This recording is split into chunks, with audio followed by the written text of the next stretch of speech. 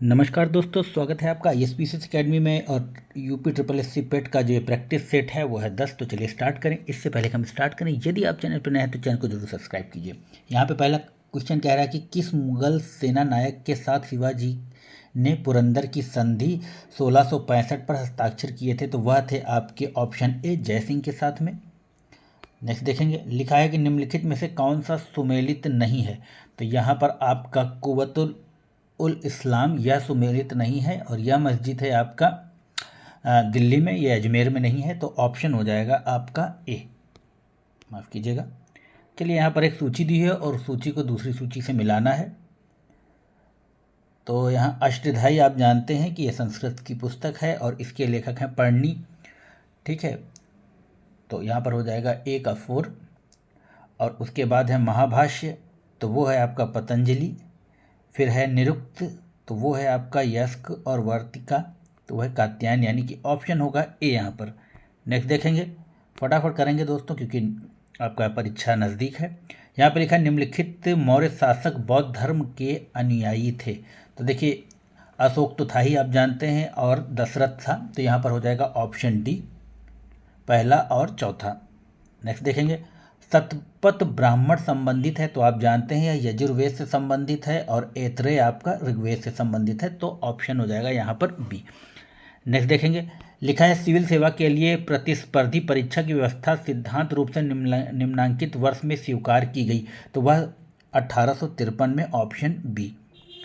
Next देखेंगे, लिखा है कि स्वतंत्रता संग्राम के दौरान अरुणा आसफ अली एक भूमिगत गतिविधि प्रमुख आयोजक थी। तो वह किस आंदोलन में थी? तो वह थी आपके भारत छोड़ो आंदोलन में, ऑप्शन सी।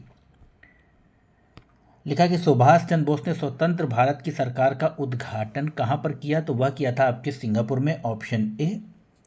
नेक्स्ट देखेंगे दोस्तों, 9 नंबर क्वेश्चन कह रहा है कि निम्नलिखित में से कौन सी जोड़ी सही है? तो 9 का हो जाएगा आपके पास सूर्यसेन, जो है चटगांव केस से संबंधित थे, ऑप्शन बी।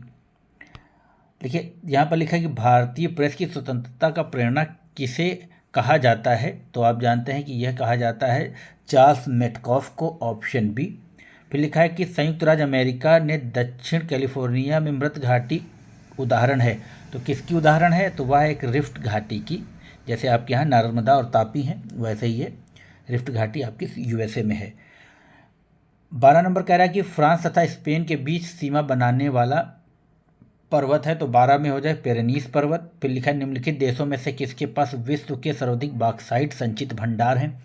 तो 13 का हो जाएगा डी, ऑस्ट्रेलिया। नेक्स्ट देख लेंगे, 14 नंबर कह रहा है कि निम्नलिखित में से किस नदी के तट पर बद्रीनाथ का प्रसिद्ध मंदिर स्थित है? तो 14 का हो जाएगा ए, अलकनंदा के तट पर।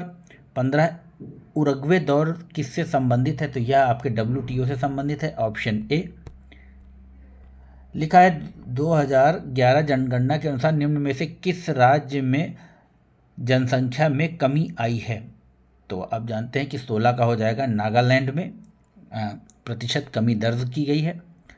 17 में लिखा है कि निम्न में से कौन सा मध्याह्न भोजन योजना को प्रारंभ एवं व्यवस्थित नहीं करता है? तो 17 का हो जाएगा डी, ठेकेदार। बाकी यह सभी व्यवस्थित करते हैं। 18 में कह रहा है कि निम्नलिखित में से कौन सा एक रबी फसल है? तो रबी आप जानते हैं कि सरसों एक रबी फसल है, और आपका गेहूं भी आपकी रबी फसल में आता है। जो ग्रामीण परिवेश से छात्र हैं उनको पता होगा।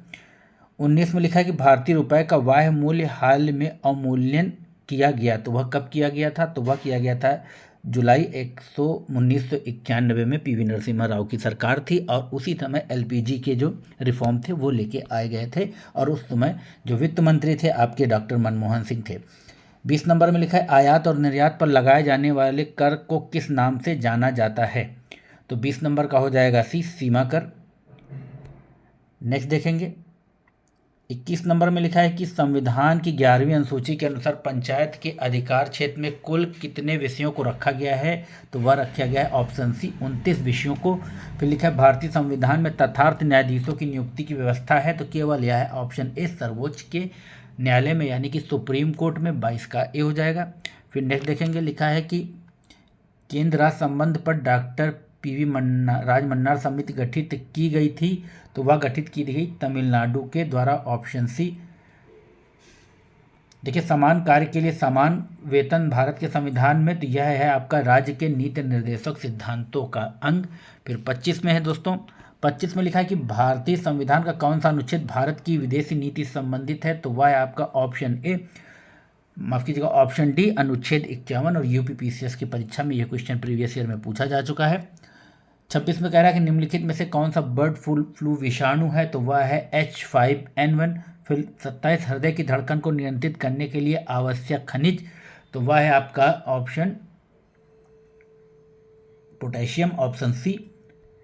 नेक्स्ट देखेंगे, लिखा है कि निम्नलिखित में से मुख्यतः किसके लिए सीटेन संख्या गुणवत्ता प्रचलन में प्रयुक्त की जाती है, तो 28 का हो जाएगा आपका ऑप्शन सी, डीजल के लिए सीटेन संख्या गुणवत्ता प्रदर्शित की जाती है। 29 में लिखा हुआ है कि निम्नलिखित में से कौन सा रसायन कृत्रिम वर्षा में प्रयोग होता है, तो आपका सिल्वर आयोडाइड, ऑप्शन ए। फिर लास्ट क्वेश्चन लिखा है कि रेडियो तरंगों के विक्षेपण के लिए वायुमंडल में निम्नलिखित स्तरों में से कौन सा स्तर उत्तरदायी है, तो आपका हो जाएगा वो आयनोस्फीयर या आयन मंडल, ऑप्शन डी। तो मित्रों, यह थे 30 कुछ महत्वपूर्ण प्रश्न जिनकी आपकी परीक्षा में आने की संभावना है। आशा है कि वीडियो आपको पसंद आएगा। चैनल को लाइक कीजिए, शेयर कीजिए, सब्सक्राइब कीजिए।